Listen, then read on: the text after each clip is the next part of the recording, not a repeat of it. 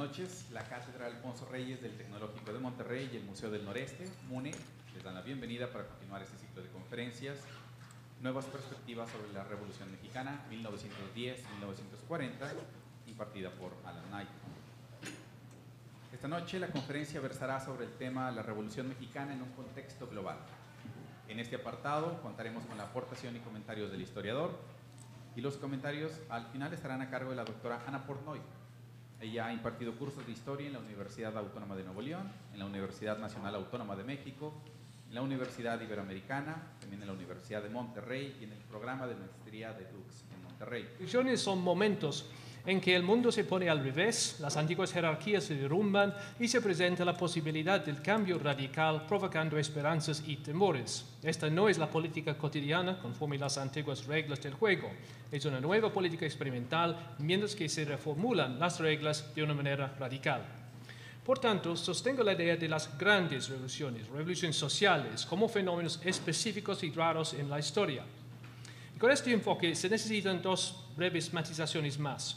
Hay que justificar la categoría, demostrar que la mexicana pertenece a este club bastante selecto.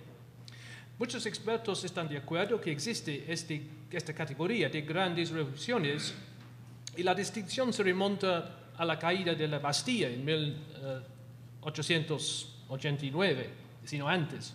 La diferencia consiste en dos vertientes: el tamaño, el significado de la lucha revolucionaria, es decir, el proceso revolucionario, y segundo, el resultado. El proceso tiene que ver con la movilización extensa en pro de programas rivales y una polarización política fuerte, aunada a la violencia. El resultado requiere un cambio rápido, importante, irreversible en el status quo. Por supuesto, decir rápido, importante y irreversible depende de juicios individuales, y como una medición precisa es difícil, los juicios siempre van a discrepar. Pero eso no descalifica la definición de la revolución social en sí.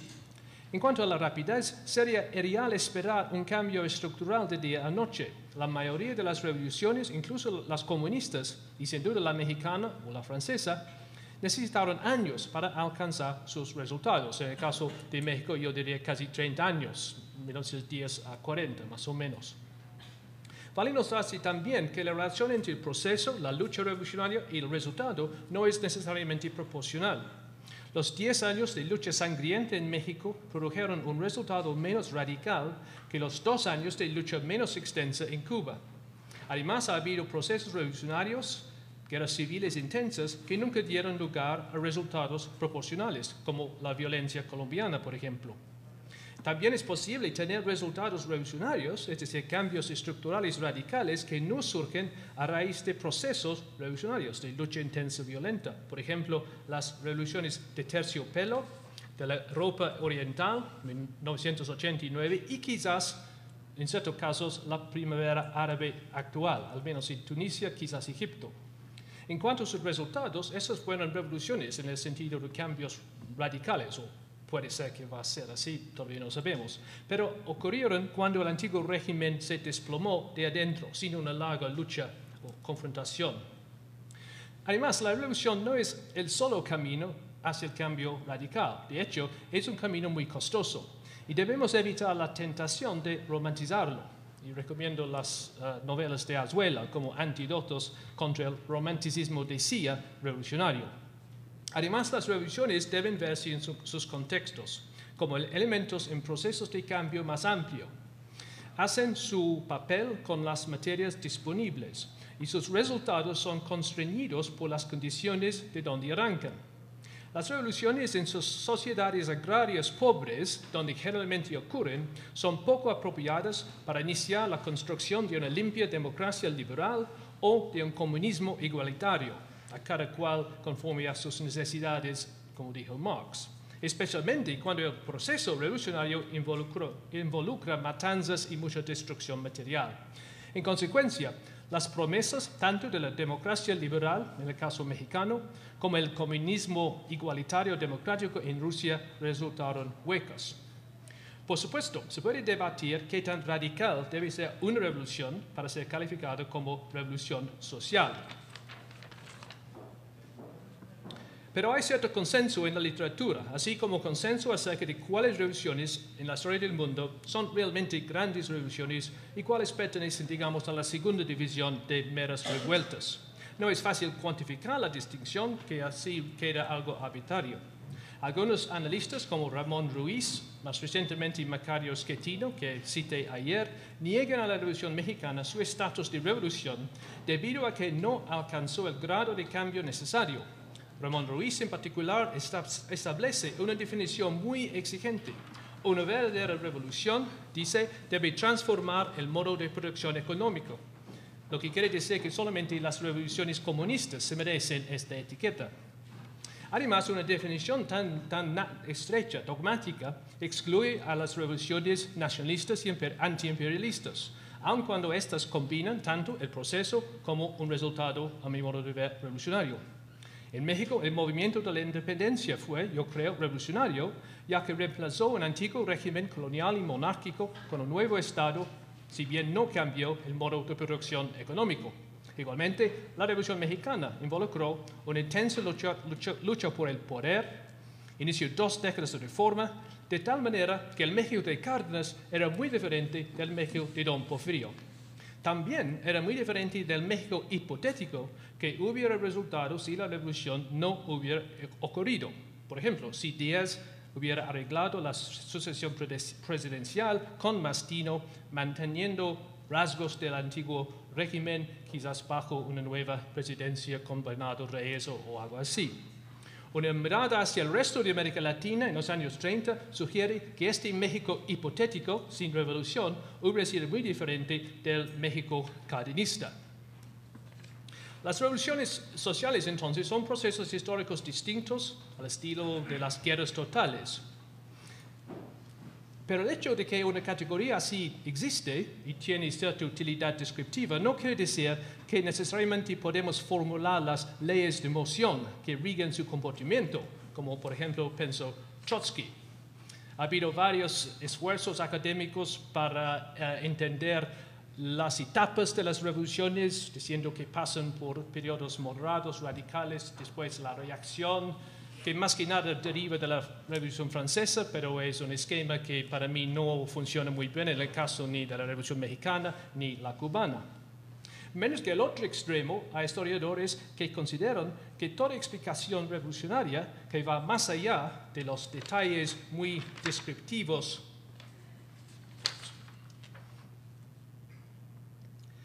y la narrativa individual es una capitulación a una teología marxista o hegeliana o algo así. Este rechazo a las macroexplicaciones a veces se mezcla con cierta antipatía conservadora hacia las revoluciones en sí. Se ve, por ejemplo, en la obra del historiador Simon Schama sobre la Revolución Francesa. Si las revoluciones son nada más historias de matanzas sin sentido promovidas por megalómanos locos, siendo Mao Zedong el caso más de moda hoy en día para esta etiqueta, entonces sería mejor evitarlas. Toda alternativa sería preferible, incluso el mantenimiento de antiguos regímenes despóticos y también a veces muy mortíferos. Pero yo creo que podemos aceptar contra los revolucionarios de CIA que la revolución es un camino muy costoso hacia el cambio, entonces mejor evitarla si se puede, sin concluir que toda revolución es un caos violento sin razón. Al contrario, tienen cierta lógica, producen resultados concretos, y estos resultados se consideran, al menos por algunos participantes, como positivos, que voy a sostener en la charla mañana. Pero si las revoluciones tienen cierta coherencia, ¿cómo podemos analizar esta para facilitar la comparación? Entonces voy a presentar ahora un análisis primero del Estado y la sociedad y después para enfatizar 4 coyunturas claves en la trayectoria de la Revolución Mexicana y con mi último toque, a manera de conclusión, voy a introducir la idea de la revolución cósmica, pero recomiendo no contener la respiración porque es bien más un concepto un poco literario caprichoso que una robusta teoría social científica. Pero repito, cuando se trata de las revoluciones, las robustas teorías social científicas generalmente son un poco ilusorios. Ok, segunda parte, un modelo muy sencillo. Una propuesta sencilla. Las revoluciones ocurren cuando las tensiones sociopolíticas resultan demasiado para la capacidad del régimen. Es decir, la revolución es producto tanto de la tensión sociopolítica como de la capacidad del Estado. La conocida metáfora de la olla de presión ilustra esta relación. El Estado es la tapa, los revolucionarios son el líquido hirviente, las tensiones sociopolíticas suministran el calor. Una tapa fuerte puede contener bastante calor, mientras que una tapa débil se saldrá. Un calor bajo, es decir, las tensiones normales que se ven en muchas sociedades, no producirá una explosión. Y de hecho, las grandes explosiones, las revoluciones sociales, son raras en la cocina de la historia. Una ventaja de este enfoque es que dirige la atención hacia el Estado y la sociedad al mismo tiempo. No es estadocéntrico, al estilo de ciertas teorías como Theda Skocpol, pero tampoco puramente social, es decir, combina perspectivas tanto de arriba como de abajo. Obviamente, en casos particulares, las fuerzas relativas del Estado y la sociedad son diferentes. Para analizar, por ejemplo, Francia o Rusia, creo que la tapa es más importante, pero en México y Cuba es más bien el líquido. Ahora voy a dirigir mi atención a estos dos actores, Estado y sociedad, la tapa y el líquido. El Estado primero. El Estado tiene dos funciones y como el dios romano Jano tiene dos caras. Una cara se enfrenta al exterior hacia otros estados y la otra se enfrenta al interior a la sociedad que el Estado gobierna, representa, controla y a veces reprime. La mezcla de estas actividades varía de un caso a otro, igual que la medida en que el Estado tiene cierta llamada autonomía relativa. No voy a entrar en este tema, pero es de cierta importancia. El balance de estas funciones determina el carácter del Estado, su grado de legitimidad. Si el Estado se ve ejerciendo un papel útil, legítimo, o nada más sirviendo como un instrumento de intereses particulares, una clase, una familia, una región, o nada más actuando como una buscarentas parasítico o corrupto. Por supuesto, estas percepciones dependen de filtros culturales. Si la gente cree en el derecho divino de los reyes, puede tolerar bastante opresión, o en tiempos malos echan la culpa a los malos consejeros del buen rey. Así, la llamada hegemonía ideológica puede, hasta cierto punto, amortiguar el descontento popular, pero solamente hasta cierto punto. Estoy de acuerdo con el antropólogo Jim Scott en el sentido que es muy fácil exagerar y difícil probar la idea de la hegemonía ideológica, que a veces sobreestima la credulidad popular y subestima el impacto de la represión. Porque la represión, poder coercitivo del Estado, también es un factor clave, como sostuvo Gramsci. El Estado, dice Gramsci, representa la hegemonía blindada por la coerción. Y mientras que es difícil medir la legitimidad, aunque es fácil reconocer ejemplos como México en 1914 y Rusia en 1917, cuando obviamente falta la legitimidad del Estado, la represión es más apta para calibrar. Podemos medir los presupuestos militares, el padrón militar, las operaciones represivas, el número de víctimas, etc. Y no es coincidencia que las grandes revoluciones han estallido en países gobernados por regímenes, ya sean monárquicos o dictatoriales, que son estrechos, autoritarios y personalistas. Carlos I en Inglaterra, Luis XVI en Francia, Porfirio Díaz, el zar Nicolás II, Batista, Somoza, etc.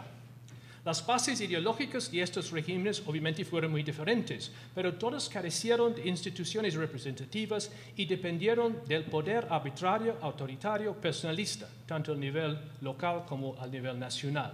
Por contrario, que yo sepa, ninguna gran revolución ha estallido en una democracia.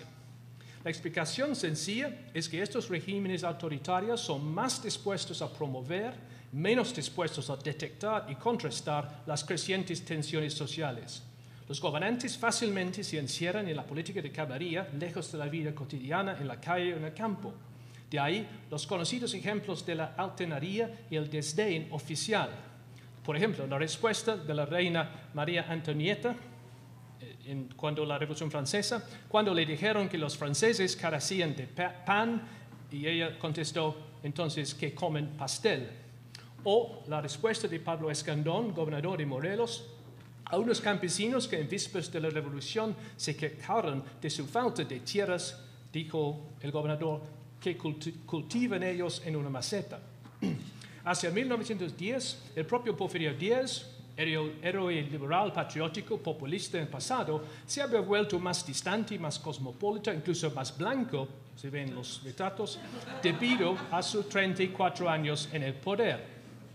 Por supuesto, ha habido regímenes autoritarios bastante estables, la Nueva España de los Habsburgos o incluso yo diría el México priista. Pero estos casos del autoritarismo estable poseyeron canales de comunicación y representación no democráticos. Además, gobernaron sociedades que no estaban tan plagadas por fuertes tensiones sociales. Por tanto, menos que los regímenes autoritarios pueden sobrevivir por largos periodos sin tener que recurrir a la represión extensa, queda claro que son precisamente regímenes de esta suerte que en ciertas circunstancias caen víctimas de las revoluciones, un destino que las democracias suelen evitar. Por esta razón, Skocpol y otros teoristas estadocéntricos ven al Estado como la variable clave. Es la debilidad del Estado, sus divisiones, que causan la revolución. Entonces, para Skocpol es la tapa, no el líquido ni el calor, que cuenta, porque es debido a las grietas en la tapa que la olla explota y el líquido pega al techo. Y las grietas para ella son producto de conflictos internacionales que debilitan al Estado. Así es que su rivalidad con Gran Bretaña empujó a Francia hacia la bancarrota y la revolución. Aún más claro, la Primera Guerra Mundial estimuló las revoluciones en la Austria-Hungría, el Imperio Alemán y Turquía y Rusia.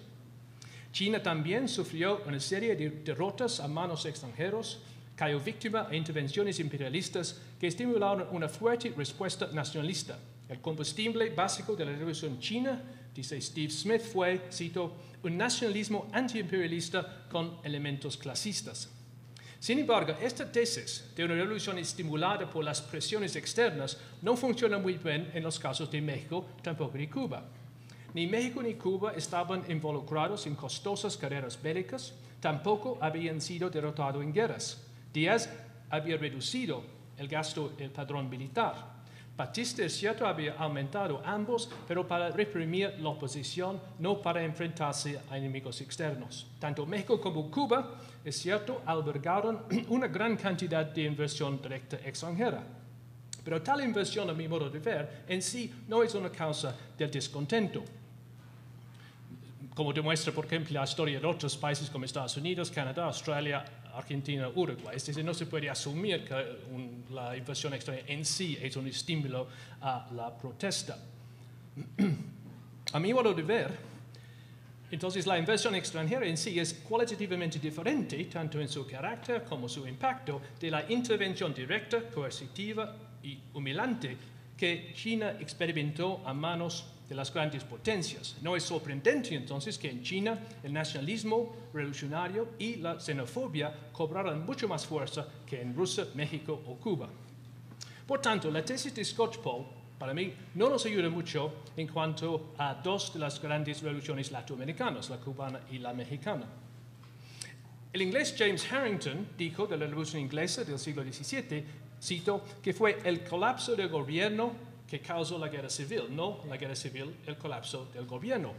Y bien que esto puede ser para algunas revoluciones, como en Europa Oriental más recientemente, no es cierto para México, donde el Estado porfiriano, todavía en función, negoció con los rebeldes en 1911. El Estado huertista y su enorme ejército fueron finalmente aniquilados por las fuerzas revolucionarias 3 años después. Y ninguna intervención extranjera decidió el resultado de esta contienda, no obstante lo que dicen algunos historiadores como por ejemplo John Hart. El Estado huertista porfirista cayó, la tapa se rompió porque las tensiones, el líquido hirviente eran demasiado fuertes para ser contenidas.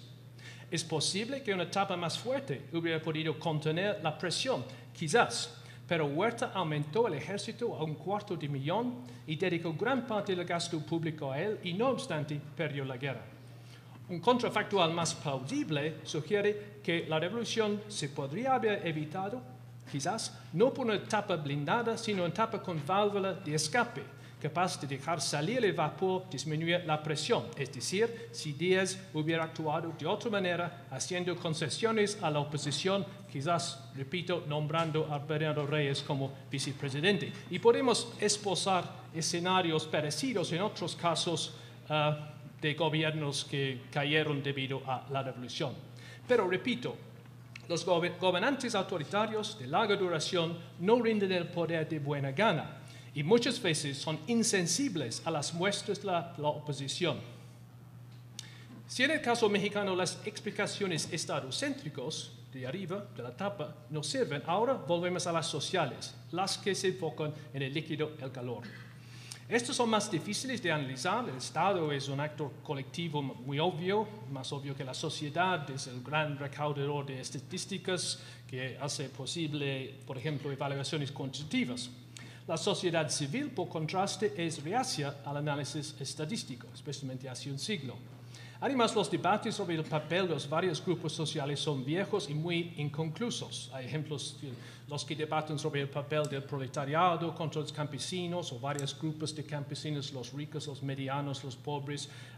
Mucho debate, especialmente en los años 60, 70, sobre el papel revolucionario de varios grupos socioeconómicos. Pero hoy en día los historiadores suelen tomar como una perspectiva mucho más amplia, incluyendo, por ejemplo, factores culturales. Entonces yo creo que para identificar los grupos sociales en el México revolucionario hay que tener en cuenta hasta 6 o 7 criterios diferentes. Este es un análisis muy complejo. Incluye, por ejemplo, ideas de clase o grupo socioeconómico, pero además la etnicidad, la edad, porque en cierto sentido hubo una batalla de generaciones, el género, la lealtad espacial, lo que mencioné ayer, a un lugar definido, al pueblo, al Estado, a una región, la afiliación clientelista o faccional, y además la lealtad o la identidad ideológica, que puede ser política, religiosa o las dos cosas. Y la ideología no es necesariamente un simple reflejo de una posición socioeconómica. Para dar un ejemplo concreto, un zapatista hipotético podría ser campesino, náhuatl en términos étnicos, es decir, habla náhuatl, por tanto, conforme al criterio idiomático es indígena, joven macho con una esposa, un amante y una suegra, cuyos regaños lo han motivado a ir a la bola. Esto no es creación mía, este es un caso de una historia oral de los propios zapatistas. Además, es vecino, digamos, del pueblo de Nenicuilco, Morelos, seguidor de un caudillo, probablemente Zapata. Por último, liberal en términos ideológicos, liberal patriótico, nutrido en la tradición juarista, pero a la vez católico, quizás debido a su manera de vivir católico un poco flojo, pero católico que lleva en su sombrero la imagen de la Virgen de Guadalupe. Y sería posible ofrecer otros retratos en pequeño, como de los villistas de la Sierra Madre, los soberanistas de Oaxaca, los sonorenses, etc. Entonces, ¿cómo podemos entender la gran diversidad de la revolución sin privilegiar uno o dos lealtades o identidades de clase o algo así, y sin caer en un caos total en donde cada persona, cada lugar, evento es individual y las generaciones y las comparaciones son imposibles? Hay un rayo de luz en esta tenebrosidad. Las permutaciones de todas estas categorías son enormes, pero, es decir, en términos matemáticos. Pero en la realidad, algunas son puramente hipotéticas. Por ejemplo, hubo muy pocos indígenas socialistas dentro de la clase alta en Monterrey. Entonces, esta combinación de factores simplemente no existen. Por el contrario, algunas combinaciones, como este hipotético zapatista, joven, indígena, liberal, católico, morelense, es muy realista porque existían muchos así dentro de las filas zapatistas. Este pequeño experimento de pensamiento nos hace acordar que las lealtades o las identidades, si se prefieren, suelen agregarse y muestran cierta coherencia. Y por tanto podemos detectar patrones comunes en la revolución. Las clases altas y medias de Guadalajara eran católicos, conservadores, antirrevolucionarios. El campesinado de Morelos más radical que el de Guanajuato. Michoacán más católico y cristero que Tabasco. Los industriales hacendados, oficiales federales más conservadores, porfiristas, aunque había excepciones como Madero, Ángeles, Maitorena. Los campesinos libres de las comunidades libres solían ser más revolucionarios que los peones acaciados de las haciendas. Los jóvenes jugaron un rol desproporcionado en la revolución armada. Los obreros textiles, los mineros, los ferrocarrileros solían ser revolucionarios, aunque no necesariamente tomaran las armas, mientras que los artesanos católicos del Bajío de Jalisco fueron mucho menos. Y por otro lado, los artesanos anarquistas anticlericales jugaron un papel importante en los movimientos radicales urbanos, por ejemplo en Veracruz y los demás estados del Golfo. Este enfoque tiene ciertas ventajas de identificar grupos definidos según múltiples criterios. Presta atención al contexto, evita atribuir características innatas a grupos particulares. Los asentados sí solían ser conservadores, pero algunos, como Madero, Maytorena, apoyaron a la revolución. Los campesinos pobres estaban más bien dispuestos hacia esta, pero los aparceros del Bajío, que dependían de sus amos, y muchas veces eran muy católicos, eran más conservadores. Mientras que los peones sobreexplotados del sur de México, no obstante sus simpatías, estaban sujetos al férreo control de sus amos. Así, el análisis puede incluir tanto la disposición rebelde basada en la pobreza, la explotación, como los factores que favorecieron o inhibieron la rebelión, tal como la ubicación geográfica, la movilidad, acceso a las armas y la capacidad organizativa. Los campesinos o los pueblos libres, como Anedicuilco y muchos otros, fueron más revolucionarios que los peones, no porque estaban más explotados conforme criterios normales de explotación, sino porque tenían más que perder, sus tierras, su autonomía, su tradición, y gozaban de más capacidad organizativa. Además, este análisis puede tomar en cuenta el cambio a través del tiempo. Como las revoluciones no se hacen de día a noche, repito, en el caso de México estamos tratando de 3 décadas, es obvio que los actores y el complot cambian. Los revolucionarios pioneros, los maderistas, pronto se encontraron sobrepasados por nuevas fuerzas, zapatistas, orozquistas, después constitucionalistas, etc. La propia lucha revolucionaria produjo sus vueltas y saltos. Por ejemplo, la leva huertista estimuló rebeliones entre comunidades, por ejemplo, en la Sierra Norte de Puebla, que antes estaban al margen del conflicto. Y el acercamiento de la Iglesia con Huerta en 1913 provocó el fuerte anticlericalismo de los constitucionalistas. Al mismo tiempo, muchos reformistas moderados de la clase media, escandalizados por la violencia, se voltearon hacia la derecha. Y a través de varios años, décadas incluso, varios jóvenes guerrilleros populares se volvieron más ricos, gordos y conservadores, los clásicos caciques de los años 20 hasta los cuasi fascistas de los años 30, por ejemplo, Saturnino Cedillo, Joaquín Amaro. Todo análisis debe abarcar este dinamismo dentro de la revolución, lo que quiere decir que los historiadores siempre estamos apuntando a un blanco móvil. Ahora me queda extraer, esta es la última parte, pero la parte más larga, unos hilos básicos de la historia de la revolución conforme a estas varias lealtades o identidades. Y lo haré enfatizando 4 coyunturas históricas que definen en cierto sentido la trayectoria de la revolución para llegar finalmente a unas conclusiones. Entonces, la primera coyuntura, el momento maderista, 1910-13. La revolución maderista fue obra de una coalición amplia, efímera, unida en una oposición común al porfiriato. Comenzó con un movimiento político electoral y después, cambiando de dirección y de carácter, se volvió un movimiento revolucionario, armado, improvisado, que hacia 1911 abarcó mucho, pero no todo el país. La ideología maderista era una forma familiar de liberalismo democrático que prometió, como todos sabemos, sufragio efectivo, no reelección. Se aprovechó de la fuerte tradición juarista del liberalismo patriótico y granjeó apoyo entre muchas capas de la población hartas del antiguo régimen, para los cuales la promesa liberal maderista también ofreció ciertos beneficios concretos. La creciente clase media anheló el exceso político que el régimen le había negado. Los campesinos vieron las elecciones como un medio para mantener 2 derechos que respaldarían su comunidad y que el porfiriato había socavado: la autonomía política y el acceso a las tierras. El liberalismo patriótico, no el anarquismo ni el socialismo, era la ideología preferida de la clase obrera no católica. les prometió cierta influencia política, más protección contra la represión. Acuérdense de Cananea y Río Blanco. Y los atrajo, debido a su contenido patriótico, cuando los obreros se enfrentaron a patrones extranjeros, yo diría más que nada españoles. Sin embargo, en términos generales, el nacionalismo no era un aspecto clave de la ideología maderista, tampoco eran el anticlericalismo y el indigenismo. Apenas aparecen en los primeros manifiestos, etc. Por tanto, el maderismo atrajo una gama de grupos sociales diferentes ligados por un lazo ideológico, pero divididos en términos socioeconómicos, culturales y geográficos.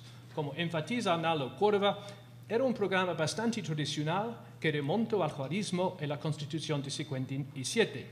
Su cargo contra Díaz era que había traicionado su antiguo liberalismo para construir una dictadura de orden y progreso. Por supuesto, aparte de los conservadores porfiristas, había grupos indiferentes a la atracción maderista, como los católicos conservadores, que no admiraban ni a Díaz ni a Madero. Desde la perspectiva comparativa mundial, el programa maderista parecía un liberalismo democrático clásico, elecciones libres, libertad de expresión, etc., y como en otros países podía atraer la clase media, los obreros, los campesinos, grupos cuyos intereses socioeconómicos distintos podían caber hasta cierto punto en una coalición amplia. Una coalición parecida se ve en el llamado cartismo británico del siglo XIX y en las revoluciones burguesas de 1848 en Europa, especialmente en Francia. Sin extender estas comparaciones, haré dos observaciones muy breves. Primero, el liberalismo democrático ofreció un amplio paraguas que podía albergar a muchos grupos unidos por su común desagrado con el mal tiempo afuera, es decir, con el antiguo régimen. Pero cuando el mal tiempo se acabó, cuando el régimen se cayó, pronto comenzaron a pelearse entre sí. El liberalismo democrático era una eficaz ideología de oposición, pero una plataforma débil para construir un nuevo gobierno, especialmente en momentos de protesta social. Y en este sentido, el trienio 1910-13 en México recapituló el trienio 1848-51 en Francia. En segundo lugar, el significado histórico del liberalismo maderista depende de la naturaleza del antiguo régimen. El primer gran ejemplo del liberalismo fue la Revolución Inglesa del siglo XVII, que derrocó y después reformó la monarquía inglesa. El segundo fue la Revolución Americana y la tercera, más conocida quizás, la Revolución Francesa. En estos casos, el liberalismo era un experimento novedoso y radical que se enfrentó a la antigua autoridad tradicional y sagrada, no solamente del rey, sino también de la iglesia, de la aristocracia. Propuso una nueva política basada en la soberanía popular, los súbditos volviéndose ciudadanos. Sin embargo, en el México de 1910, estas nociones ya estaban muy bien establecidas. Díaz, como buen liberal, las había apoyado cuando tomó el poder y fueron plasmadas en la Constitución. La clásica confrontación entre el liberalismo y el antiguo régimen, en el amplio sentido del término, había ocurrido en México un siglo antes de la Revolución con la independencia, cuando la monarquía española cayó junto con la aristocracia colonial y el sistema de castas. La Revolución Liberal de los años 1850 debilitó más a las instituciones heredadas de la colonia, aunque obviamente la Iglesia quedó. El antiguo régimen porfirista entonces era un antiguo régimen muy diferente a el de los reyes católicos, siendo ni monárquico, ni aristocrático, ni sagrado. Y por eso es muy difícil ver a la Revolución Mexicana como una suerte de repetición de la Revolución Francesa al estilo de François Xavier Guerra, con quien he rompido varias lanzas a través de los años. Los liberales maderistas no pensaron derrocar un antiguo régimen al estilo borbónico. Su desafío no era tan radical como el, por ejemplo, de José María Morelos. Más bien, los maderistas querían obligar a Díaz a cumplir los principios conocidos del liberalismo. Es decir, en palabras del antropólogo Scott, otra vez, el guión público de su propio régimen, el guión plasmado en la Constitución que Díaz había abandonado. En este sentido, los maderistas abrieron un camino que los activistas democráticos seguirían décadas después en su lucha contra el PRI. Otra vez, una lucha para cerrar el abismo entre el guión público del régimen, el discurso, la Constitución de índole liberal democrática y la práctica corrupta y autoritaria. Esa lucha también reclutó una gama de grupos, estoy ahora haciendo la comparación con tiempos más recientes, unidos en oposición común al PRI y a veces por no mucho más. Otra vez, el liberalismo democrático ofreció una eficaz ideología de contestación, por ejemplo, en los 1990, pero una plataforma bastante débil para gobernar después del año 2000. Segunda coyuntura, la escisión social, 1911 y 13. La segunda coyuntura comenzó casi inmediatamente. Las revoluciones son procesos rápidos. Bajo Madero, la coalición pronto se desmoronó conforme sus componentes chocaron entre sí. La historia es bien conocida. Zapata protestó contra la falta de reforma agraria y la renuencia de Madero a promover líderes populares surgidos de la revolución. Y también las esperanzas de autonomía por parte de líderes como Che Gómez en el istmo de Tehuantepec fracasaron. Es importante enfatizar contra varias versiones revisionistas que en su rechazo de Madero el zapatismo no era insólito. La mayor rebelión que Madero tuvo que enfrentar fue la de Orozco en el norte, que incluyó gran número de veteranos de 1910, tanto maderistas como magonistas.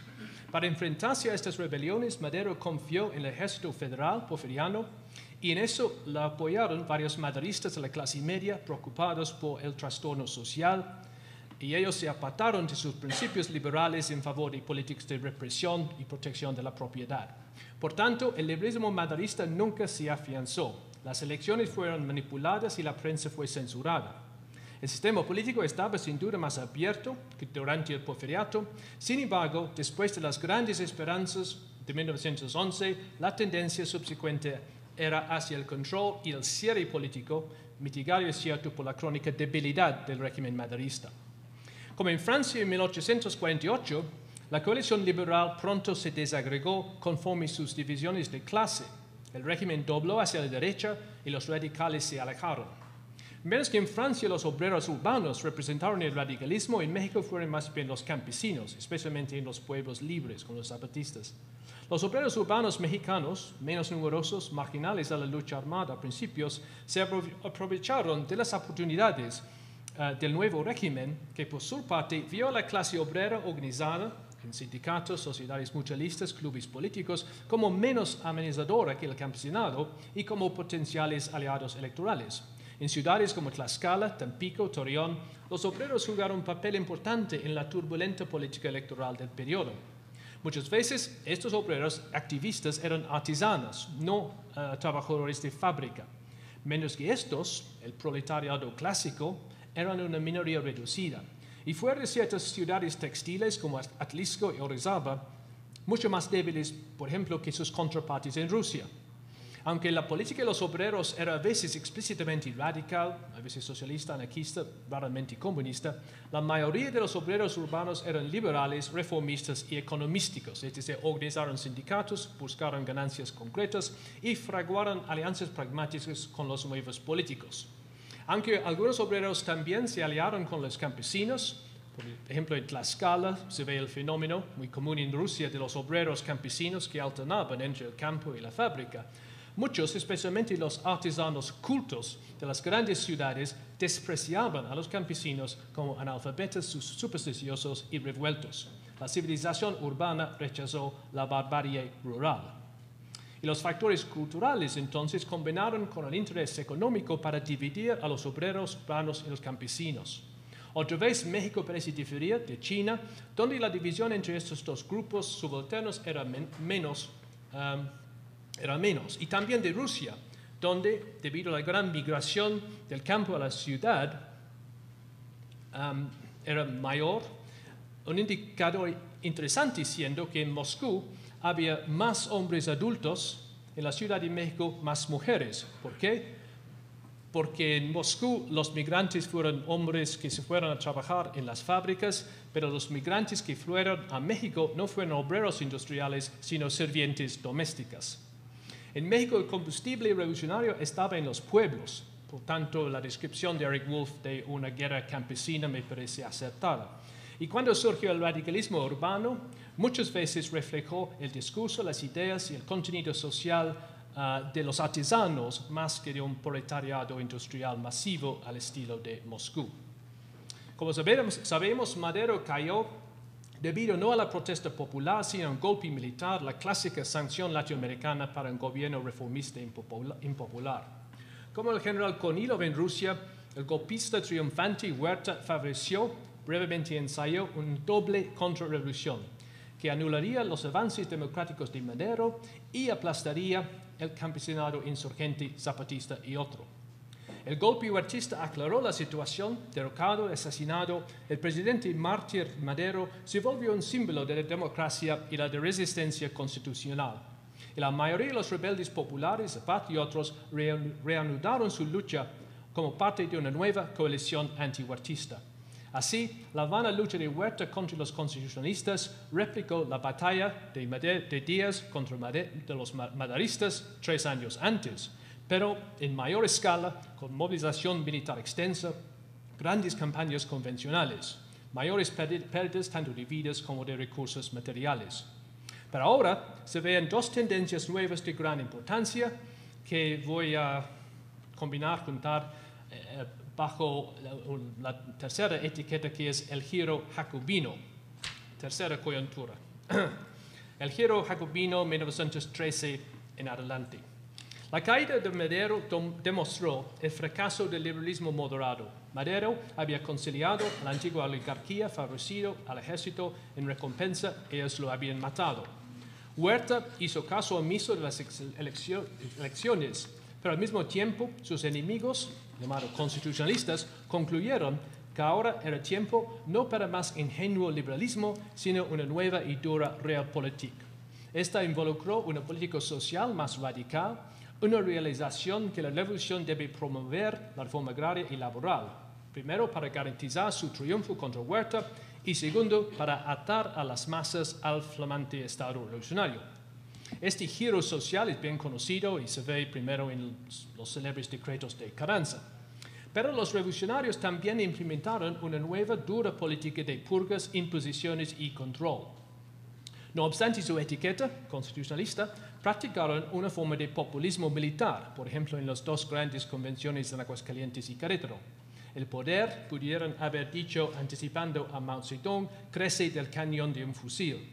En cuanto al cual respecto, yo creo, dijeron la verdad y por tanto postergaron una restauración democrática que para ellos parecía ingenua, incluso suicida. Y como sabemos, la postergación duró unos 80 años. Podemos llamar este el giro jacobino porque la realpolitik de Carranza y aún más de los sonorenses se pareció a la política de los jacobinos franceses, quienes también rechazaron la política moderada liberal y se dedicaron a construir, con menos éxito, un Estado fuerte, centralizado, democrático en su discurso, pero autoritario en la práctica. En palabras de Charles Tilly, cito, buscando extender la autoridad del Estado a cada localidad y echar a todos los enemigos de ella, los jacobinos franceses provocaron oposición, especialmente en el sur y en el oeste de Francia. Y de la misma manera, Carranza envió sus procónsules al sur para gobernar Yucatán, Chiapas, Oaxaca, mientras que Calles, una década después, impuso su autoridad en la región católica y clerical del centro-oeste. En ambos casos hubo resistencia, especialmente cuando la cristiada, que es una suerte de rebelión al estilo de la Vendée en Francia. Como sugiere esta comparación, el segundo rasgo del giro jacobino es el anticlericalismo. Este es un antiguo tema en la historia de México, que se remonta hasta el periodo borbónico, jugó muy poco papel en tiempos de Madero. Madero dio una bienvenida a la movilización política católica, aplaudió la formación del Partido Católico. Pero el éxito del Partido Católico provocó una reacción izquierdista y en ciertos estados la dicotomía política durante la breve apertura maderista era de liberales contra católicos. No fue una división de clase, sino de ideología. Por ejemplo, Aguascalientes, Jalisco y otros estados. El éxito del Partido Católico, resultado inevitable de una apertura política en un país muy católico, puso la cuestión de la Iglesia en la agenda política. El golpe militar de Huerta aumentó las tensiones, ya que los católicos, conforme la acusación de sus enemigos, habían apoyado a Huerta y aplaudido el derrocamiento de Madero, una acusación no del todo vacía. La confrontación entre los católicos y sus rivales, bien conocida en otras partes del mundo católico, cobró fuerza.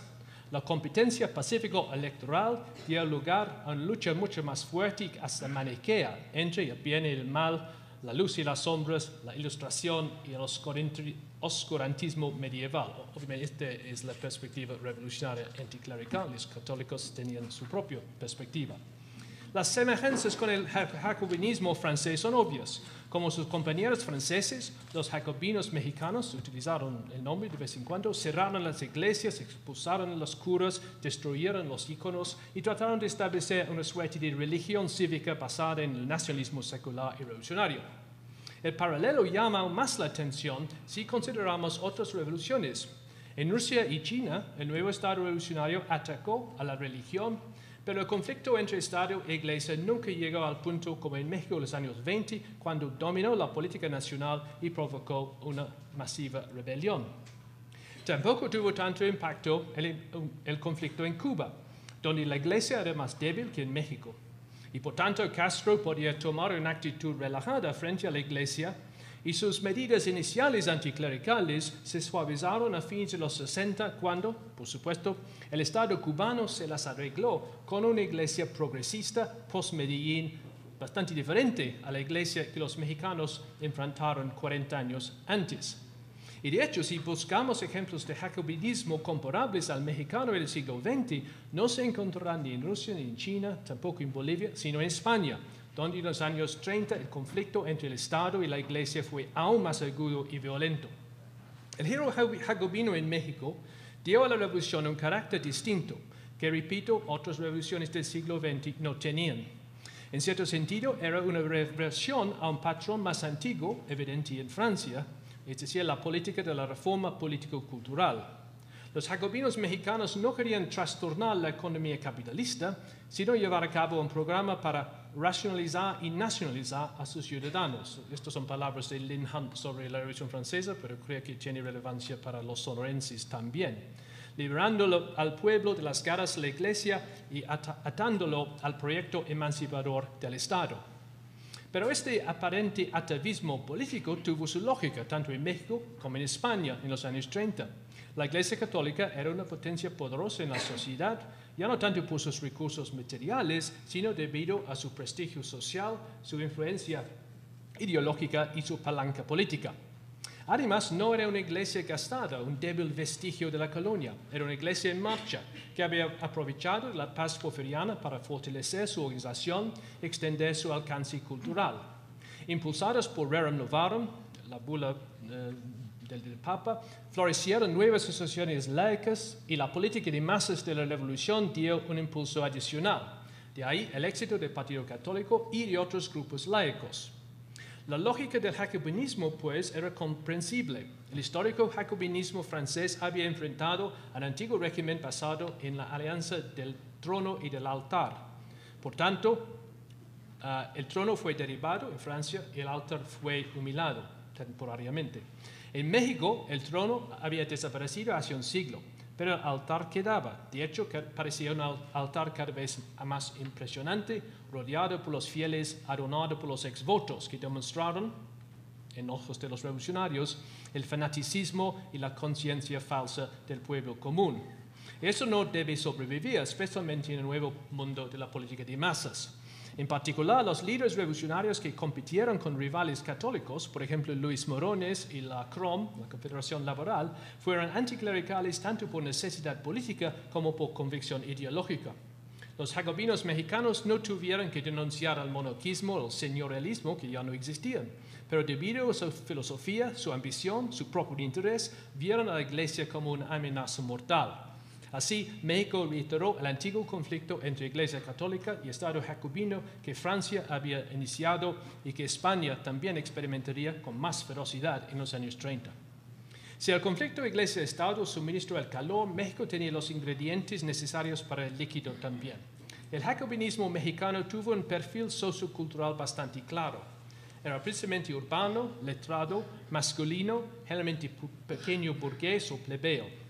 El representante clásico era el artesano letrado, no el proletario industrial. Tuvo una distribución espacial definida. Parte de ser urbana, era más fuerte en las tierras bajas de la costa, especialmente la costa del Golfo, como Veracruz, tuvo menos atracción en los pueblos del altiplano, sobre todo en el centro oeste clérico católico. Los zapatistas no eran anticlericales, pero el jacobinismo floreció en Tabasco y Veracruz, donde una pizca del anarquismo español le dio más sabor y donde atrajo a los peliqueros, los sastres, los meseros, los estibadores, los inquilinos de las casas de vecindad y las prostitutas de la zona de tolerancia.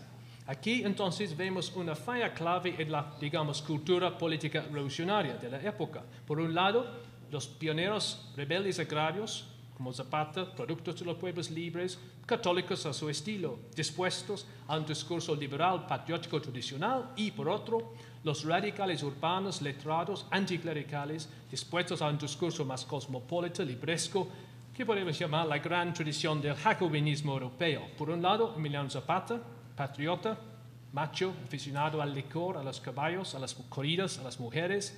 Por otro lado, Herón Proal, tuerto, medio francés, un frasastre que se volvió activista radical en el puerto de Veracruz en los años 20, orgulloso de sus lecturas, amigo de los anarquistas españoles, enemigo abierto de la iglesia y la burguesía, que defendía a sus compañeras, las prostitutas del puerto.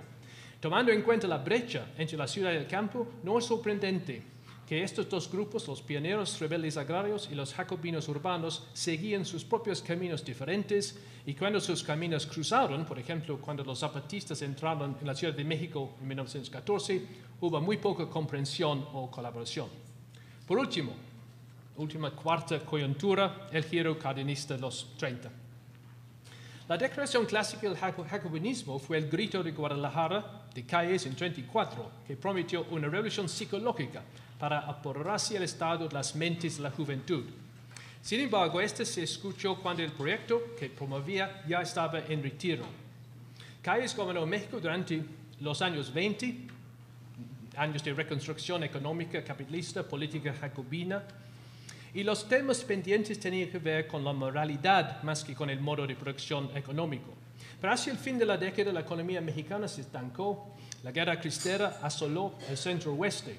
En 1930 el crack de Wall Street empeoró la situación.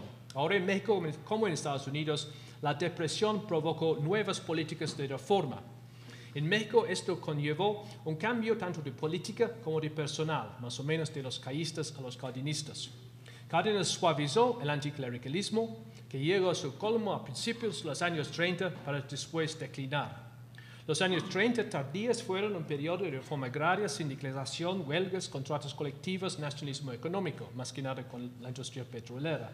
Todo apoyado por políticas keynesianas que fomentaron la economía y en cierta medida aumentaron el papel del Estado.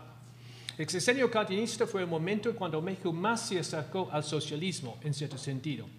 Las acusaciones de comunismo fueron muy exageradas. Cárdenas no era ningún Stalin, carecía tanto de la máquina política, no había partido totalitario, como de la personalidad despiadada. México quedó una sociedad pluralista con un gran sector de mercado y una creciente burguesía, especialmente aquí en Monterrey. Aunque tuvo su plan sexenal, este nunca previó una economía estatal planeada. Cárdenas tuvo que jugar de acuerdo con las reglas y vivir con el veredicto del mercado capitalista. Entonces, el gobierno cardenista fue producto de dos vertientes coincidentes, una interna, la otra externa, la Revolución y la Gran Depresión. Cuando México se enfrentó a problemas familiares y respondió con políticas, yo diría, bastante eficaces, incluyendo déficits keynesianos, obras públicas, contratos colectivos y reforma agraria. En este contexto, no es sorprendente que los mexicanos demostraron mucho interés en las noticias mundiales, el nuevo trato en Estados Unidos, el Frente Popular en Europa, el avance del fascismo, las invasiones imperialistas de China y Abisinia y, sobre todo, la Guerra Civil Española. La Revolución Mexicana, ahora en su apogeo radical, experimentó su momento de mayor extroversión política, cuando los conflictos internos fueron ligados a y comparados con los sucesos en el extranjero. Pero como proyecto de reforma social, especialmente de reforma agraria, el cardenismo fue también producto de la revolución, lo que explica por qué fue tan distinto en América Latina, donde realmente no había ninguna otra reforma agraria equivalente. El reparto, que había avanzado irregularmente en los años 20, se estancó a principios de los 30, pero con Cárdenas cobró fuerza. La movilización laboral también se aceleró con una gama de huelgas, nuevos contratos colectivos, formación de poderosos sindicatos industriales. Con cierta razón, Cárdenas se ha visto como el cumplimiento, algo postergado, del proyecto social de la revolución. El reparto cardenista se cumplió al sonido de discursos y canciones socialistas, menos que las nuevas escuelas federales se dedicaron, al menos oficialmente, a la educación socialista. La coalición cardenista incluyó la flamante CTM, cuyo lema proclamó "para una sociedad sin clases", encabezada por el intelectual marxista Lombardo Toledano, y comunidades agrarias recientemente movilizadas como las de La Laguna, de Nueva Lombardía, la costa capitalera de Chiapas. Estas miraron a Tata Lázaro, al Partido Revolucionario y en ciertos casos al Partido Comunista para su liderazgo, su inspiración. Fue en este momento que México más se pareció, muy brevemente, muy tenuemente, a los experimentos socialistas en otros países.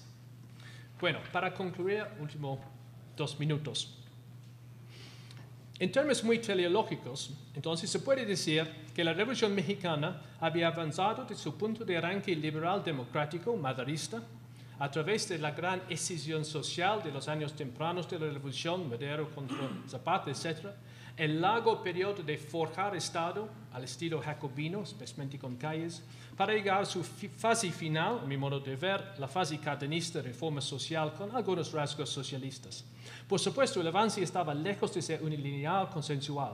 Había disidentes, perdedores, proscritos, desparramados a lo largo del camino. Antireeleccionistas como Vasconcelos seguían evocando la causa maderista.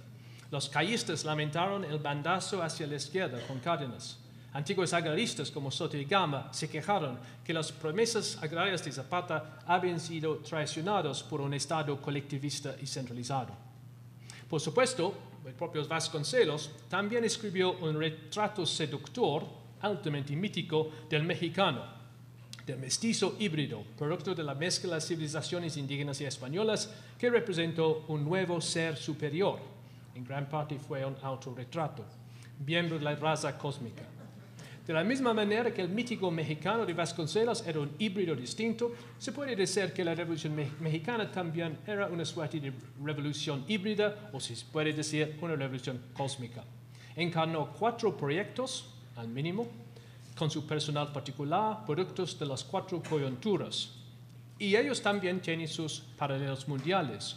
Entonces, había, para recapitular y concluir, el reformismo liberal democrático con Madero, la movilización campesina, descentralizada, local, en cierto sentido tradicional, con Zapata, el proyecto jacobino de forjar Estado, más que nada contra la Iglesia, con Calles, y por último, el colectivismo algo socialista, aunado a la rectoría económica del Estado con Cárdenas. Y hay equivalentes en otras revoluciones en el mundo, liberales como Mirabeau, Kerensky, Sun Yat-sen, el campesinado insurgente en Francia o en la Ucrania de Néstor Magno, el jacobino clásico Robespierre, y por último los socialistas muy conocidos como Lenin, Mao, Castro, etc.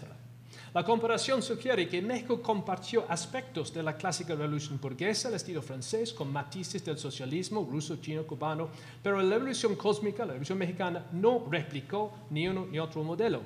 No instaló ni una democracia liberal, ni una utopía campesina tradicional, ni una república jacobina, ni una economía socialista planeada. Más bien, entretejió estos varios hilos en un tapiz nacional distinto y vivo, un tapiz tan complejo e intricado que hoy en día, 100 años después del estallido de la revolución, todavía nos encontramos tratando de entenderla.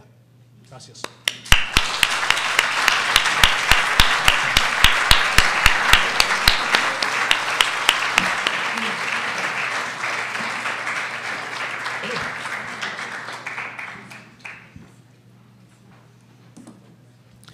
Buenas noches. Es un privilegio acompañar a Alan Knight en esta charla, segundo del ciclo de conferencias sobre nuevas perspectivas de la Revolución Mexicana.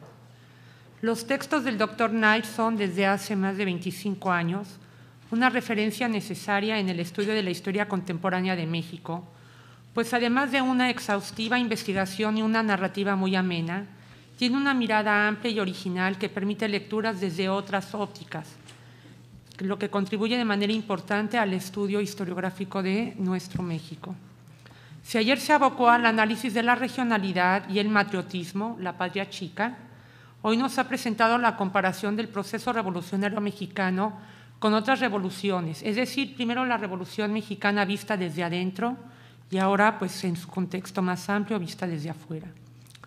Me parece importante enfatizar que el proceso revolucionario que este análisis abarca es de 1910 a 1940, cuando muchos autores formulan el año de 1917 como la culminación de la Revolución Armada al promulgarse la Constitución, y otros fincan en 1920, con la llegada al poder de la dinastía Sonora, el inicio de un periodo que se denomina Reconstrucción Nacional. Sin embargo, y coincidiendo con nuestro conferencista, establecer que apenas es con el régimen cardenista cuando se implementa una reforma social como política del Estado, y es cuando se empiezan a cumplir los ideales y los proyectos de la revolución que se habían planteado desde 1910 y en todo su transcurrir. El objetivo de la historia comparada es averiguar cómo y por qué son diversos acontecimientos considerados o similares o distintos al inscribirlos en una misma categoría. A través del contraste se puede evaluar la manera más objetiva el hecho histórico, porque por comparación se puede establecer lo que sí, en contraste con lo otro, lo que sí se es o lo que no se es. Con el estudio comparativo, tanto en sus facetas internas como en el contraste con otras revoluciones, la propuesta fundamental de Alan Knight es que la Revolución Mexicana fue un proceso complejo, con su propia lógica, en el que participaron distintas facciones, distintos caudillos y diversas motivaciones, diferenciado por regiones, clases sociales, idiosincrasia, vínculo o no con la religión y proyectos particulares que se confrontaron, por lo que el análisis que lleva a cabo es abierto e incluyente y construye una interpretación coherente que le da mayor sentido y significación que la visión mítica, monolítica y lineal, como fue la mirada oficial durante la mayor parte del siglo XX. La visión que tenemos a través de este texto sobre la revolución es de un acontecimiento en el que se conjuntaron muchos Méxicos y muchas revoluciones contrapuestas. Por esto, y como él lo hace, es necesario abordarla desde arriba, desde el Estado, y también desde abajo, desde la sociedad en su relación dialéctica. Es importante enfatizar que por la complejidad del hecho histórico estudiado, no es deseable que el análisis se limite a categorías generales que engloben las particularidades o establecer que solo algunos factores son más relevantes que otros como elementos explicativos. La comparación que lleva a cabo Alan Knight no se limita a los acontecimientos, sino también a las diversas interpretaciones que distintos estudiosos y modelos comparativos han hecho de las revoluciones. A través de distintas categorías de análisis, las conclusiones de los estudios pueden ser divergentes, y esto no les quita validez, es simplemente otra visión, otra mirada de acuerdo a modelos teóricos distintos con ciertas categorías específicas. En esta discusión historiográfica, nuestro autor sustenta su propio modelo, inscribiendo y justificando a la Revolución Mexicana dentro de las grandes revoluciones por las características del proceso revolucionario que implicó una extensa movilización social, la polarización sociopolítica, la confrontación de programas o proyectos, además de la violencia desatada, y su impacto generó un cambio importante e irreversible en los ámbitos político, económico y social con consecuencias radicales que vivimos durante todo el siglo XX. Como maestra que soy, quiero darle relevancia a la construcción metodológica de la ponencia que acabamos de escuchar. En nuestro entorno, apenas al acceder al ambiente académico, a la universidad, empezamos a vislumbrar a la historia no como un relato de héroes o de fechas o de nombres, como, bueno, no lo tengo que mencionar, pero es la enseñanza tradicional de la historia en México, sino pues como apenas o estudiando una licenciatura o en programas muy específicos, se empieza a ver a la historia como la construcción del sentido de un pasado remoto cercano que requiere de un entramado teórico y conceptual que apenas quien llega al aula universitaria empieza a aquilatar. Los lectores neófitos o estudiosos de la historia sin los recursos teóricos o metodológicos solemos aceptar explicaciones a veces simplistas de la historia por el nombre o el prestigio de quien las emite, o pues la muy fácil versión oficialista, o por otro lado no tenemos los recursos críticos para analizar, para hacer un juicio crítico y evaluar no solo la narrativa, sino las mismas fuentes y las mismas interpretaciones que se mencionan. Es por ello que esta conferencia nos da un atisbo de cómo debe de ser el discurso historiográfico, analítico y evaluativo. Su enfoque difiere del modelo explicativo tradicional desde el título mismo. Recordando lo que ya mencionó Alan Knight del lema de la raza mestiza como la raza cósmica que acuñó Vasconcelos, implicando que el mexicano era la suma, la gran síntesis de distintas razas y civilizaciones, pues la revolución resulta, de acuerdo a este enfoque que acabamos de escuchar, pues también un híbrido, porque conjuntó pues, proyectos, coyunturas, líderes, ideologías, y esto mismo le va a dar la complejidad, y esto mismo se va a reflejar en el México postrevolucionario, en el cual estas divergencias se siguen manifestando a 100 años de su estallido. También establece una periodización o establecimiento de hitos distintos a la manera tradicional como hemos estudiado la historia de la Revolución Mexicana, porque tradicionalmente la hemos dividido en 4 etapas: la etapa maderista, la dictadura huertista, la lucha entre caudillos y finalmente la promulgación de la Constitución de 1917 y el triunfo de Carranza. Y bueno, pues él las considera desde una perspectiva mucho más amplia, con un contenido mucho más ideológico, mucho más trascendente y mucho más activo. Y como ya lo mencionó, de 1910 a 1913, el reformismo liberal democrático con Madero, y en esta misma periodicidad coincide la movilización de los distintos sectores en contra del régimen maderista, lo que él menciona como el giro jacobino, que nos abarca de 1913 a 1935, y finalmente la culminación del proceso revolucionario con Cárdenas, con el colectivismo socialista y la rectoría económica del Estado, pues que es el momento en que los ideales sociales de la revolución empiezan a llevarse a la práctica. La ponencia expone, además de los contenidos semánticos, un método de investigación al establecer un modelo de análisis definiendo con claridad los criterios y conceptos, clarificando precisamente lo que se debe de entender por ellos, incluyendo las necesidades explicativas del mundo real y no solo las que implica el paradigma original. El modelo de Alan Knight es macrosocial.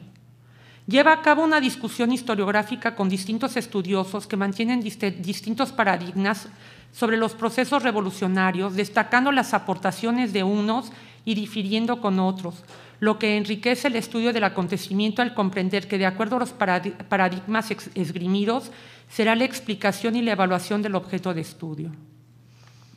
Establece premisas como las revoluciones exitosas ocurren cuando las tensiones sociopolíticas resultan demasiado para la capacidad del régimen existente.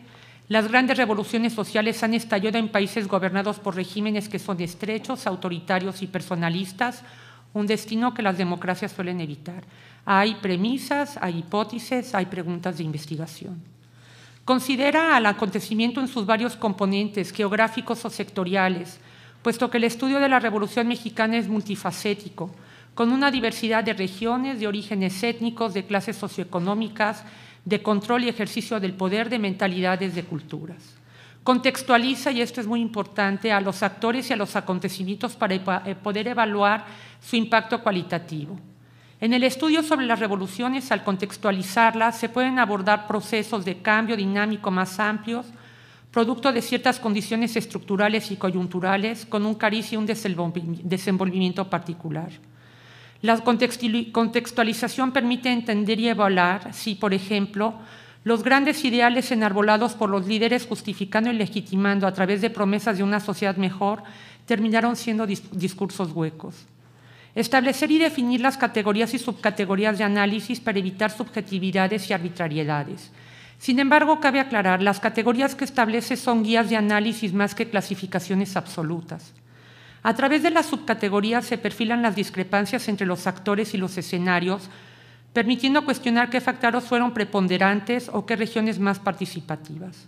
A través de este desmenuzar y contrastar entre los criterios se perfilan las discrepancias entre los actores y escenarios de la revolución, o también las coincidencias.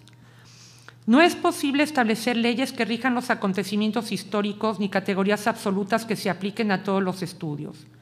Si existen ciertos patrones dentro de la comparación historiográfica, estos no son universales y tampoco se deben presuponer que las etapas por las que transcurre un por las que transcurre un hecho son las mismas en todos los casos. En el acontecer histórico no hay determinismo inexorable, pues cada hecho tiene su propia lógica y sus distintos patrones.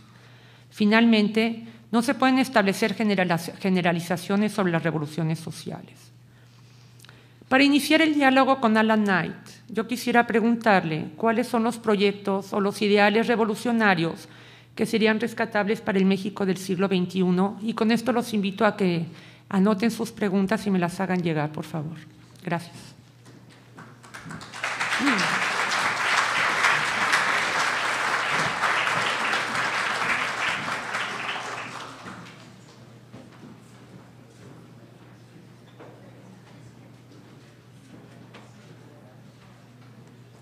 Sí. Sí. Sí, es esta, está acá. ¿Cuáles son los proyectos ideales revolucionarios rescatables?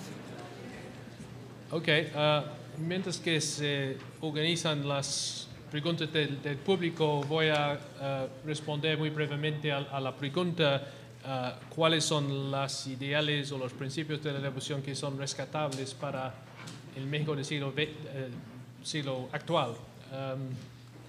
Realmente es una pregunta para los mexicanos y no para mí, creo, porque incluye cierta previsión o recomendación o algo así, y obviamente yo trato del pasado, es difícil, y prever y hablar sobre el futuro es mucho más riesgoso. Entonces, lo que los mexicanos quieren o pueden rescatar de su pasado para utilizar en el futuro no toca a mí. Obviamente se puede identificar ciertas posibilidades, y ya se ha hecho recientemente en la manera en que, por ejemplo, los zapatistas, el ZLN utiliza o ostenta la figura de Zapata para enfocarse o para subrayar su afición, su compromiso con la reforma agraria, la causa del campesino, la causa del indígena también. Y se puede ver incluso en la historia política reciente, hay una corriente todavía cardenista, pero quizás ya bastante en declinación. Tuvo su momento en los años 1980 con la formación del Partido de la Revolución Democrática, con un contenido de neocardenismo que no solamente en términos ideológicos, nacionalismo, etcétera, sino también se vea en el PRD, en sus principios, ciertas áreas de apoyo como en Michoacán, como en La Laguna, que obviamente tiene rasgos históricos muy importantes. Pero hay que reconocer también, por otro lado, yo hablé un poco sobre la cuestión del conflicto entre Iglesia y Estado, y también aparte de la revolución hay una larga tradición de ideologías, símbolos, ideas, no de contrarrevolucionarios, pero apartados de la revolución en cuanto a la Iglesia Católica, que hoy en día se ve más, ya está, en cierto sentido, tiene que ver con el régimen actual. Entonces yo creo que no es sorprendente, y se pasa en todos los países, que cuando la gente arma sus políticos, sus retóricas, su discurso, utilizan aspectos del pasado. Mi último comentario sería que para mí la responsabilidad del historiador en cuanto al uso de la historia en la actualidad es tratar de desenmascarar los políticos o incluso algunos, digamos, intelectuales públicos cuando utilizan la historia de una manera muy como casuística nada más para enfatizar su punto de vista. Porque muchas veces la historia que se usa en la política actual es una historia muy sencilla, muy exagerada, y yo creo que el historiador a veces puede ser, no fue así, y eso se pasa en otros países también. La historia es como arma política, los políticos la usan, y creo que al historiador lo importante es tratar de desarmar al político de esa arma cuando lo utiliza de una manera irresponsable. Bueno, voy a empezar con las preguntas que he recibido. La primera es, después de 300 años de feudalismo, el autoritarismo de Porfirio Díaz y luego el autoritarismo del PRI, ¿piensa que la democracia, que en la actualidad se prueba el pueblo mexicano como un par de zapatos nuevos, pueda ser efectiva en México? ¿Qué tendría que hacer el mexicano para superar la dependencia generada por años de subordinación para hacer efectiva la democracia? Es una pregunta larga y compleja. ¿Qué es la que se pone en común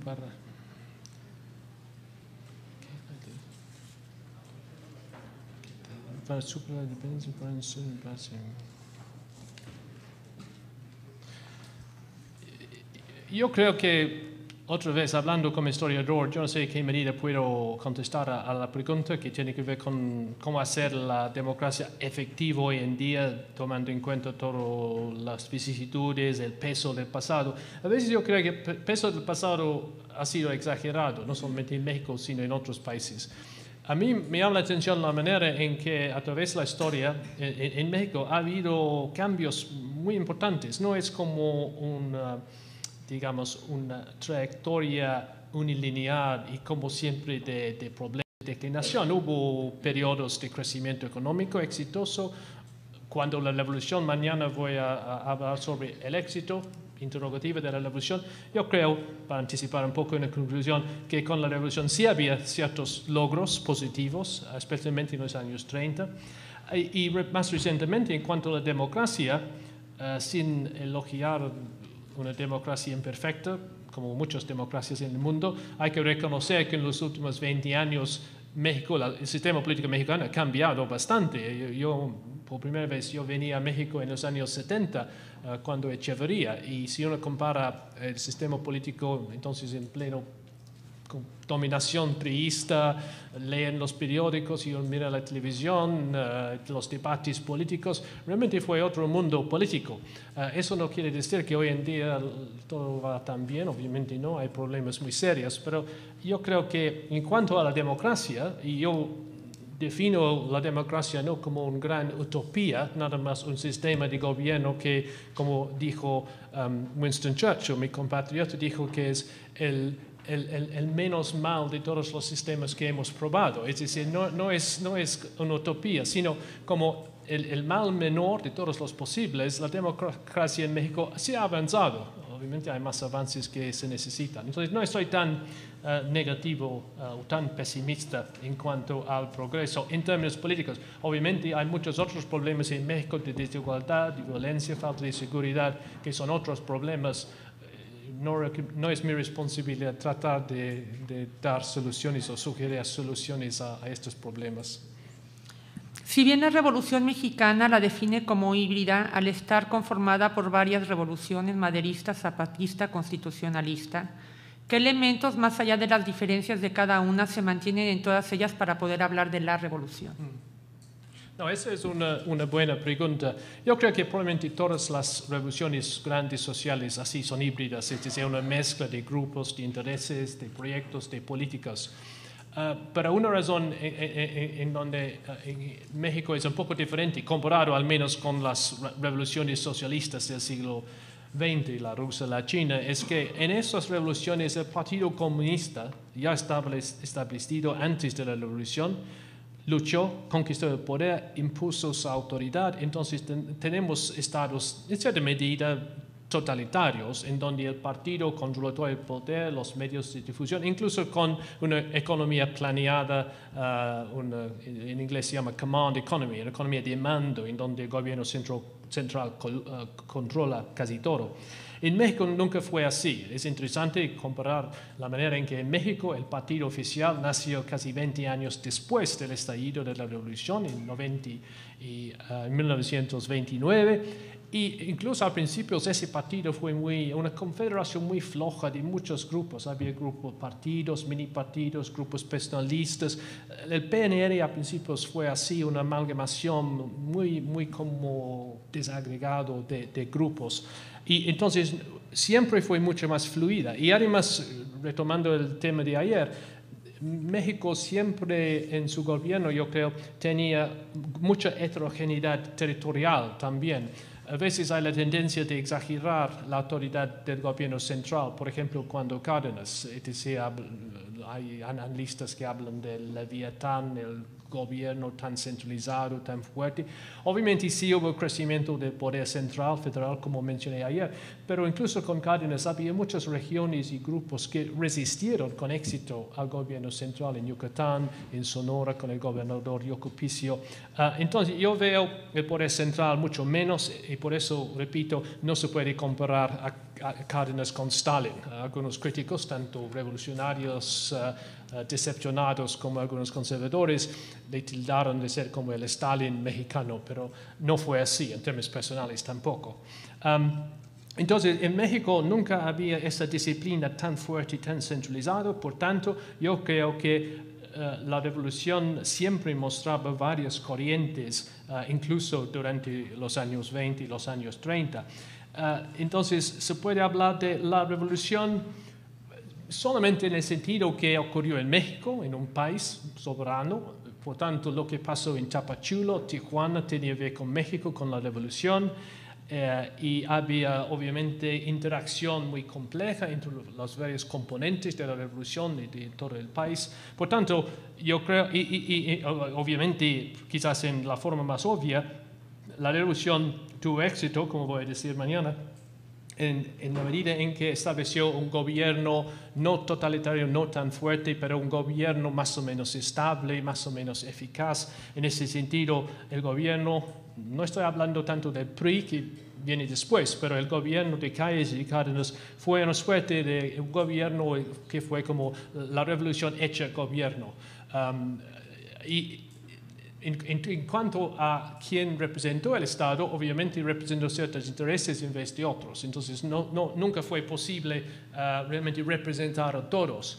Pero mañana, sin anticipar demasiado, voy a sugerir cuáles fueron los ganadores dentro de la revolución. Voy a decir más que nada los caístas, otros medio ganadores, los zapatistas, otros los perdedores, los maderistas. Entonces, dentro de esta gran complejidad de la revolución, sí se puede hablar de la revolución, el gobierno hecho, o la revolución hecha gobierno, pero es cierto que siempre vemos esos corrientes distintos dentro de la revolución, que es muy importante. En oposición a su idea que niega la intromisión extranjera, la rebelión cristera estalló cuando aparentemente ya pacificadas las facciones armadas, el gobierno en crisis económica trató de limitar las aportaciones del clero al Vaticano. ¿Cuál es su opinión al respecto? La cuestión de la cristiada, el conflicto Iglesia-Estado y el estallido de la guerra en 1926, obviamente sí es otro tema muy importante y muy complicado. Yo diría que seguramente en la segunda mitad de la década de los 20 fue el asunto más importante en la política mexicana. Afortunadamente ha habido, yo diría, bastante avance historiográfico en cuanto a la cristiada. Hace tiempo la norma, digamos, la versión oficial es que los cristeros fueron estos católicos supersticiosos, manipulados por las grandes terratenientes en Jalisco, etc. Es decir, los cristeros fueron, en cierto sentido, los títeres de un grupo oligárquico que estaba enfrentándose a la revolución. Entonces, realmente fue un choque de grupos reaccionarios contra la revolución.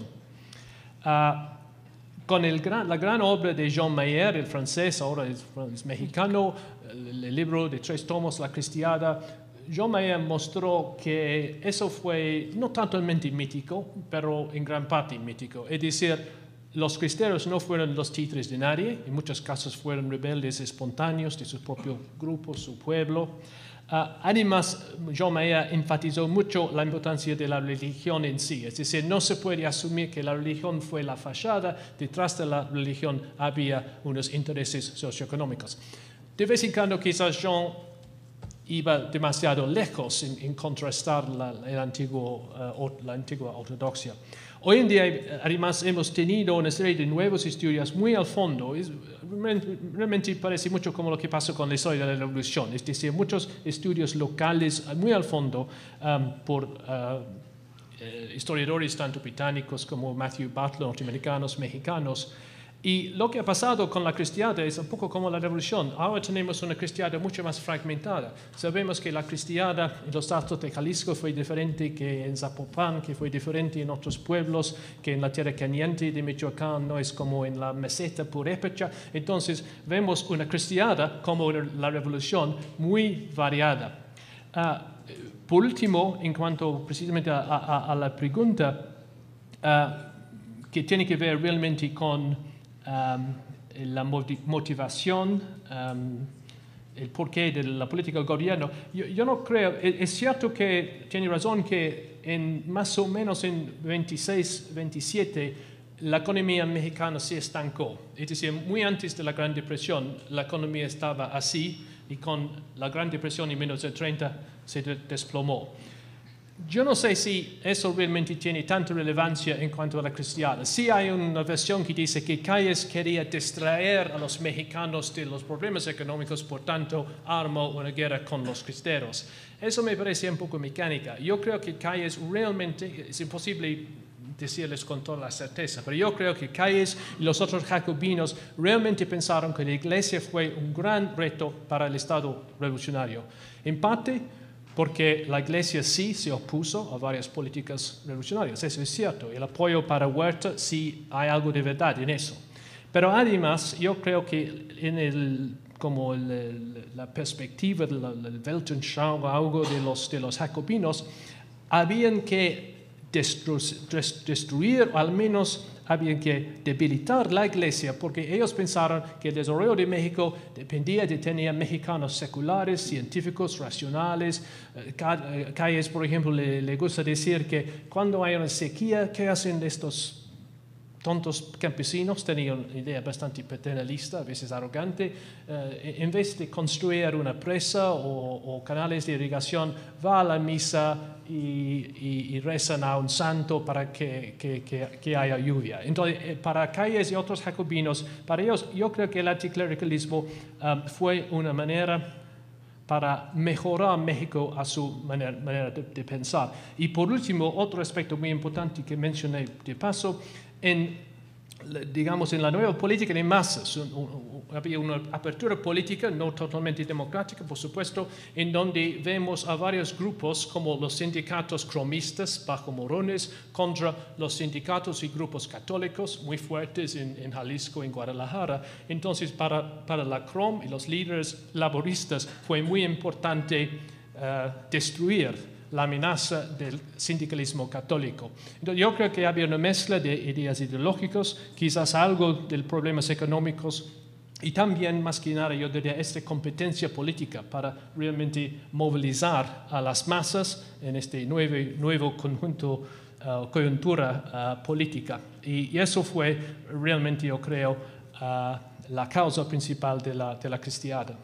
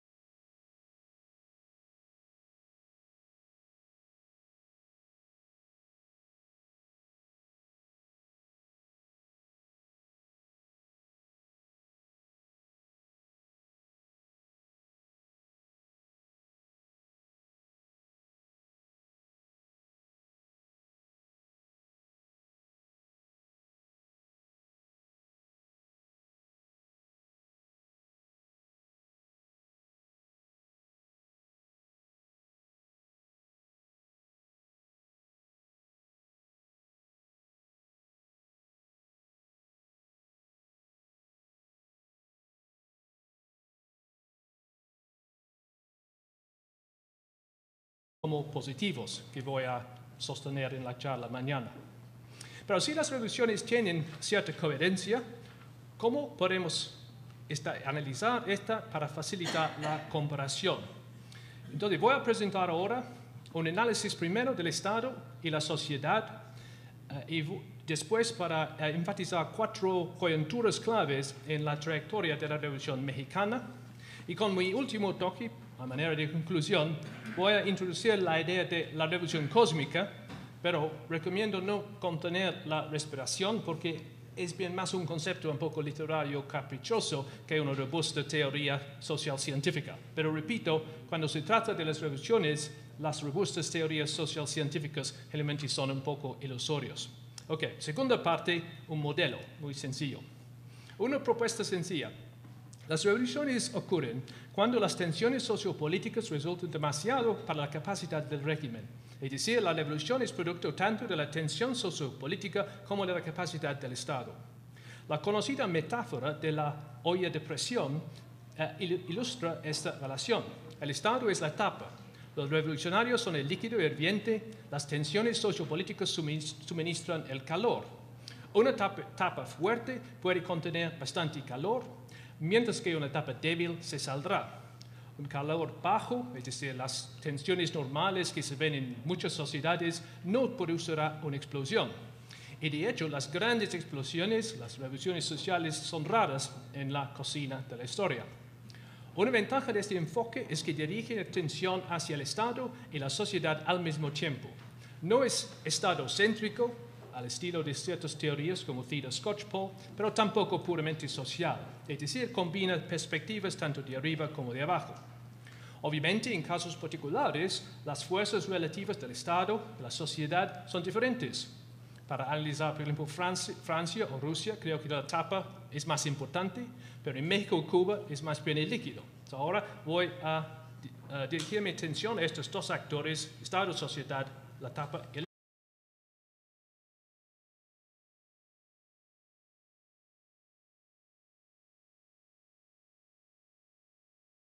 Buenas noches. La Cátedra Alfonso Reyes del Tecnológico de Monterrey y el Museo del Noreste, MUNE, les dan la bienvenida para continuar este ciclo de conferencias, Nuevas perspectivas sobre la Revolución Mexicana, 1910-1940, impartida por Alan Knight.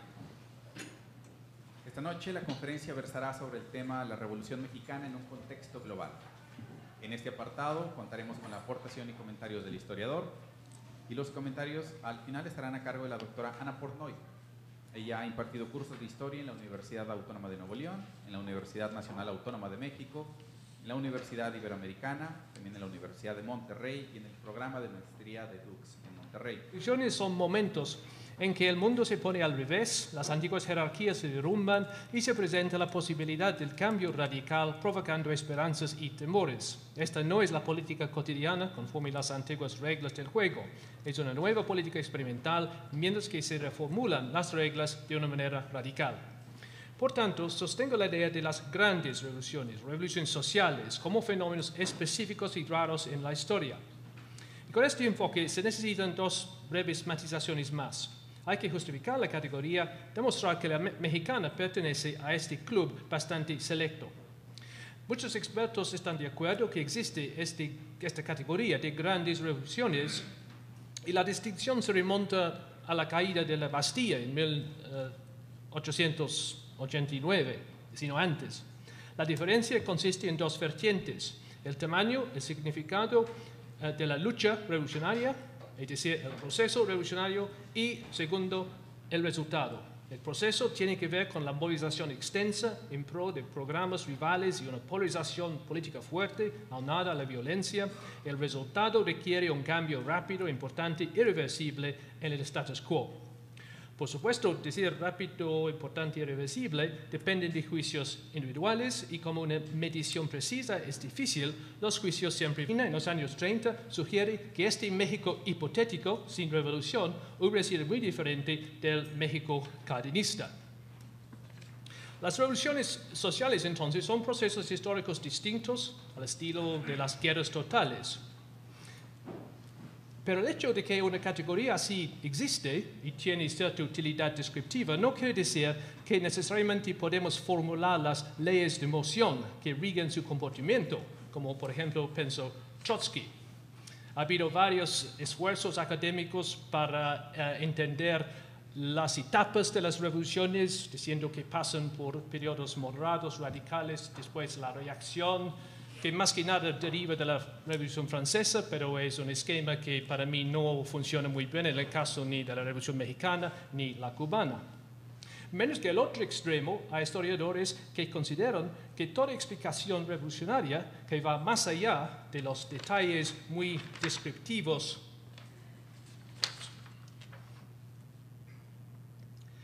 y la narrativa individual es una capitulación a una teología marxista o hegeliana o algo así.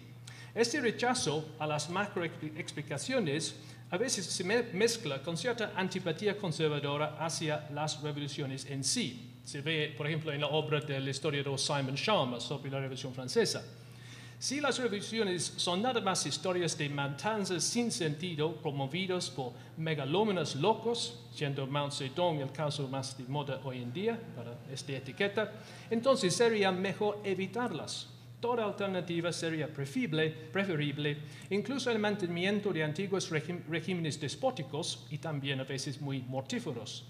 Pero yo creo que podemos aceptar contra los revolucionarios de CIA que la revolución es un camino muy costoso hacia el cambio, entonces mejor evitarla si se puede, sin concluir que toda revolución es un caos violento sin razón. Al contrario, tienen cierta lógica, producen resultados concretos, y estos resultados se consideran, al menos para algunos participantes, como van a discrepar. Pero eso no descalifica la definición de la revolución social en sí. En cuanto a la rapidez, sería irreal esperar un cambio estructural de día a noche. La mayoría de las revoluciones, incluso las comunistas, y sin duda la mexicana o la francesa, necesitaron años para alcanzar sus resultados. En el caso de México, yo diría casi 30 años, 1910 a 40 más o menos. Vale notarse también que la relación entre el proceso, la lucha revolucionaria y el resultado no es necesariamente proporcional. Los 10 años de lucha sangrienta en México produjeron un resultado menos radical que los 2 años de lucha menos extensa en Cuba. Además, ha habido procesos revolucionarios, guerras civiles intensas, que nunca dieron lugar a resultados proporcionales, como la violencia colombiana, por ejemplo. También es posible tener resultados revolucionarios, es decir, cambios estructurales radicales que no surgen a raíz de procesos revolucionarios de lucha intensa violenta. Por ejemplo, las revoluciones de terciopelo, de la Europa oriental, 1989, y quizás, en ciertos casos, la primavera árabe actual, al menos en Tunisia, quizás Egipto. En cuanto a sus resultados, esas fueron revoluciones en el sentido de cambios radicales, o puede ser que va a ser así, todavía no sabemos, pero ocurrieron cuando el antiguo régimen se desplomó de adentro, sin una larga lucha o confrontación. Además, la revolución no es el solo camino hacia el cambio radical. De hecho, es un camino muy costoso y debemos evitar la tentación de romantizarlo. Y recomiendo las novelas de Azuela como antídotos contra el romanticismo de CIA revolucionario. Además, las revoluciones deben verse en sus contextos, como elementos en procesos de cambio más amplio. Hacen su papel con las materias disponibles y sus resultados son constreñidos por las condiciones de donde arrancan. Las revoluciones en sus sociedades agrarias pobres, donde generalmente ocurren, son poco apropiadas para iniciar la construcción de una limpia democracia liberal o de un comunismo igualitario, a cada cual conforme a sus necesidades, como dijo Marx, especialmente cuando el proceso revolucionario involucra matanzas y mucha destrucción material. En consecuencia, las promesas tanto de la democracia liberal, en el caso mexicano, como el comunismo igualitario democrático en Rusia resultaron huecas. Por supuesto, se puede debatir qué tan radical debe ser una revolución para ser calificada como revolución social. Pero hay cierto consenso en la literatura, así como consenso acerca de cuáles revoluciones en la historia del mundo son realmente grandes revoluciones y cuáles pertenecen, digamos, a la segunda división de meras revueltas. No es fácil cuantificar la distinción, que así queda algo arbitrario. Algunos analistas, como Ramón Ruiz, más recientemente Macario Schettino, que cité ayer, niegan a la Revolución Mexicana su estatus de revolución debido a que no alcanzó el grado de cambio necesario. Ramón Ruiz, en particular, establece una definición muy exigente. Una verdadera revolución, dice, debe transformar el modo de producción económico, lo que quiere decir que solamente las revoluciones comunistas se merecen esta etiqueta. Además, una definición tan estrecha, dogmática, excluye a las revoluciones nacionalistas y antiimperialistas, aun cuando éstas combinan tanto el proceso como un resultado, a mi modo de ver, revolucionario. En México, el movimiento de la independencia fue, yo creo, revolucionario, ya que reemplazó un antiguo régimen colonial y monárquico con un nuevo Estado, si bien no cambió el modo de producción económico. Igualmente, la Revolución Mexicana involucró una intensa lucha por el poder, inició 2 décadas de reforma, de tal manera que el México de Cárdenas era muy diferente del México de Don Porfirio. también era muy diferente del México hipotético que hubiera resultado si la revolución no hubiera ocurrido. Por ejemplo, si Díaz hubiera arreglado la sucesión presidencial con Mastino, manteniendo rasgos del antiguo régimen, quizás bajo una nueva presidencia con Bernardo Reyes o algo así. Una mirada hacia el resto de América Latina